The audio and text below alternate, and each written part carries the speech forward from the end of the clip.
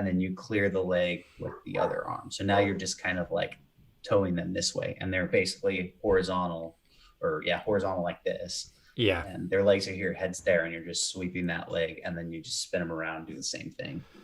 Now, what would you say is the most challenging test in Navy Rescue Swimmer School? So going through myself, I don't know, just everything's a little different for everyone. I would say the big thing that people usually fail on, from my own experience, is breaks, holds, escapes, and releases. And that's just water, because that's very early on. People have a hard time with that as far as like going under the water. Since then we've adopted the way that you guys do it. Before we used to do the whole suck, tuck, and duck, go under, and now we've transitioned to, I believe, what you guys still do, which is underwater jujitsu essentially. You don't go under the water. Did you guys have that when you were in? So when we went through, and so I went through in 2013, Vince went through late 2013, 2014. Okay. We were doing suck, tuck, and duck. Okay. So recently, for those of you watching Suck, Duck, and Duck, sorry, it's just Suck, Duck, and Duck is like you take a breath in, you tuck your chin so they don't collapse your airway, and then you go under the water.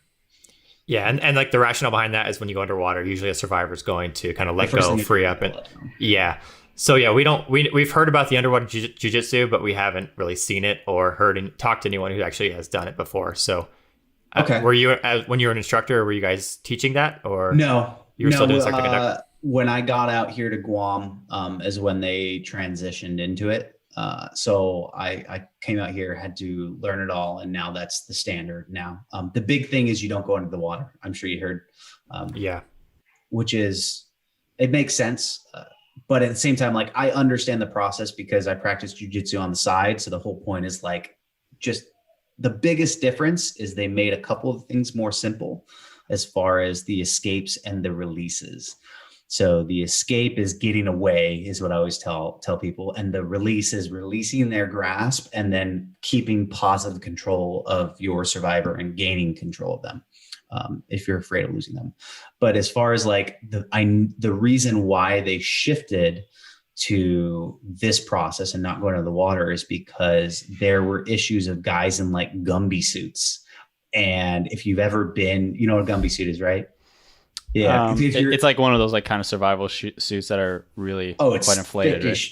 Yeah. Well, it's not really necessarily inflated, but it's a huge, thick, very buoyant. Oh, very buoyant. So if you're getting a guy in a Gumby suit, you're going to be in a dry suit.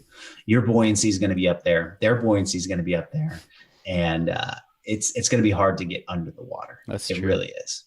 Yeah. So it's teaching people to deal in, again, the worst case scenario of just getting them off. Not a lot's changed. It's just suck, tuck, and then, like, for example, the front head hold escape is you straight just throw them in the direction you're looking. Instead of messing with pressure points. No pressure points. Yeah. You can use pressure points if you want. The big change too is the combative survivor. I don't know if you guys did it where you went under the water and then attacked them for that. Uncooperative combative is what they call it. Now you're approaching them. You're approaching them on the surface. From the front? Okay. Yes. Oh, all right. That's good. So you're basically, what you're doing in a sense is you pick a dominant leg, dominant hand, and you're approaching them, and then you're timing. They're going to be fucking flailing at you or whatever. They're trying to get you. You're defending them off. You're timing their arm, and you're sliding out, dominating that one arm and swinging them around to expose their back. Oh, cool. So you're basically gaining control of the situation without punching them in the face, which I think is the dumbest thing I've ever seen. Like, are you talking about? Are you referencing the Guardian? Oh yeah. is that Hodge? Airman Hodge? Oh yeah. Wait, so you disagree with the punching in the face, or you think it should be standard? I would. We